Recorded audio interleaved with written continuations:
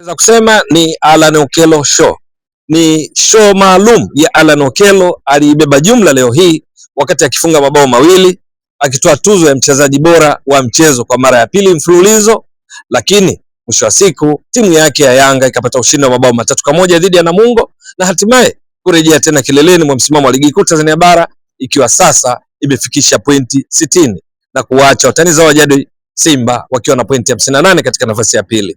Zote zimeshacheza mechi 25 na hivyo zimebakiwa na michezo mitano ili kukamilisha mechi 30 za ligi kuu Tanzania bara kwa msimu wa 2025-2026.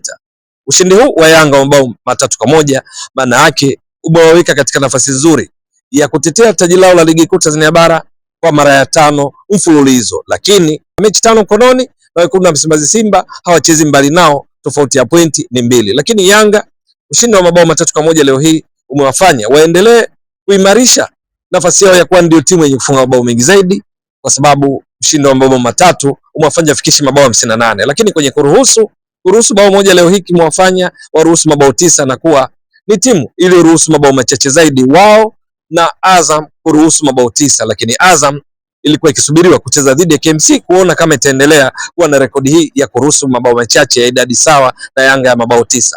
Tangu mwanzo wa mchezo Yanga walionekana dhahiri kwamba wanazitaka pointi 3. Ndio walikuwa wakimiliki mpira zaidi, wakifika mara nyingi zaidi katika eneo la Namungo, na haikushangaza katika dakika 26 ndipo wakafunga bao la utangulizi. Bao hili liliwekwa wavuni na Duke Abuya ikitokana na shambulizi la kujibu. Ni kwa sababu Yanga walikuwa wakimiliki zaidi mpira na muda mwingi mpira ukichezwa katika nusu ya pili ya uwanja kwa Yanga, kwa maana kwamba eneo la Namungo, huku Namungo kwa kiasi kikubwa wakizuia zaidi kutokea chini, wakiwa na wachezaji wengi kwenye eneo lao kuziba mianya kwa Yanga kufanya majaribio ya kufunga, piga mipira kwenda kwa goalkeeper Suleiman. Matokeo yake ikawa kwenye shambulizi mojawapo lilolifanya Namungo kati ya machache, Yanga wakauiba mpira na kisha saa hiyo hiyo wakaanzisha shambulizi la kujibu. Mpira aliopata Mudathir Yahya Abbas akatoa pasi kwa Duke Abuya ambaye alimpa nafasi nzuri Mudathir Yahya Abbas kutoa pasi hiyo, kutokana na ukweli kwamba alikimbia kwenye nafasi, kwa sababu kwenye mipira ya kujibu kanuni yake ni pamoja na ku-attack space. Duke Abuya alifanya hivyo kwa kutekeleza kanuni hiyo ya kushambulia kwa kujibu. Alikimbia kwa kasi na kutoa fursa kwa Mudathir Yahya Abbas ambaye naye alitekeleza wajibu wake mzuri kwa kumpatia pasi ambayo alipoinasa alikimbia nayo, huku akifukuziwa na walinzi wa Namungo Abdalla Mfuko pamoja na Hussein Kazi. Lakini mwisho wa siku hata golikipa Suleiman alipojaribu kutoka, Duke Abuya alikuwa makini na kutumikiza mpira wavuni. Lakini Namungo akicheza aina ya mchezo mgumu kwa kuzuia zaidi na kushambulia kwa kujibu, katika dakika ya 39 mpango kazi wao ukawalipa.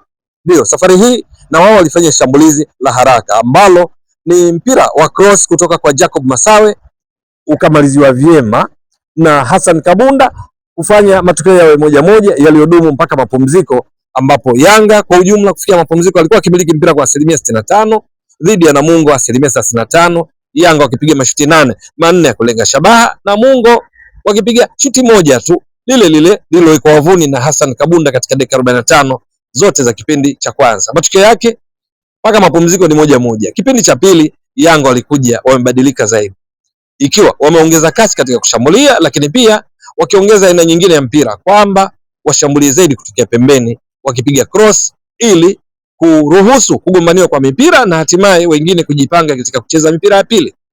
Dakika ya 52 Yanga kurejea kwao kwa kasi huko ukawalipa, lakini kulitokana na nini? Ni kwamba Jacob Masawe alikuwa ametengeneza bao lile lililofungwa na Hassan Kabunda. Safari hii ni yeye ndiye aliyeshiriki katika kuchomesha, kwa sababu alijaribu kutoa mpira pasi ya nyuma kwenda kwa Khamisi Alifa Nyenye ambaye naye alizubana kuzidiwa ujanja na Prince Mpumelo Dube aliyewahi mpira, huku yeye akianguka chini na hatimaye Dube akatoa pasi nzuri kwenda kwa Alan Okello aliweka mpira wavuni na kuifanya Yanga iongoze kwa mabao 2-1. Baada ya hapo Yanga tunakumbuka vizuri waliendelea kumiliki mpira zaidi, wakishambulia zaidi, na katika dakika 84 Alan Okello alikuwa kwenye kiwango bora sana, akaifungia Yanga bao la 3 baada ya kumzidi maarifa Abdalla Mfuko kumpiga chenga kali na kisha kuweka mpira wavuni kuifanya Yanga ipate ushindi wa mabao 3-1, matokeo ambayo yalidumu mpaka mwisho wa mchezo. Yanga ikapata pointi 3 muhimu na hatimaye kujiimarisha pale juu kileleni kwa pointi hizo 60 Simba ikiwa na pointi 58. Alan Okello akitangazwa kuwa mchezaji bora wa mechi ikiwa ni mara ya pili mfululizo, kwa sababu mechi iliyopita pia wakicheza dhidi ya Singida Black Stars aliibuka kuwa mchezaji bora akifunga mabao mawili kama alivyofanya sasa. Lakini pia hata katika mechi dhidi ya Dodoma Jiji ni yeye ndiye alifunga mabao mawili. Kwa ujumla sasa Okello amefikisha mabao 11 na ana assist 7 akichangia mabao 18 kati ya mabao 58 waliofunga Yanga, huku ikikumbuka kwamba Okello alisajiliwa na Yanga wakati wa dirisha dogo. Kitu gani leo hiki kilibeba Yanga? Moja ni kuendelea kuwa na mpango kazi ule ule kwamba wanamiliki zaidi na kushambulia mfululizo bila kujali vitisho vya Namungo walikuwa wakishambulia kwa kujibu, kwa sababu pale Hassan Kabunda alipofunga kuwafanya wajikute wakiruhusu bao na kufanya iwe sare ya 1-1, huku wao ndio wakimiliki zaidi mpira na kufika zaidi katika eneo la Namungo.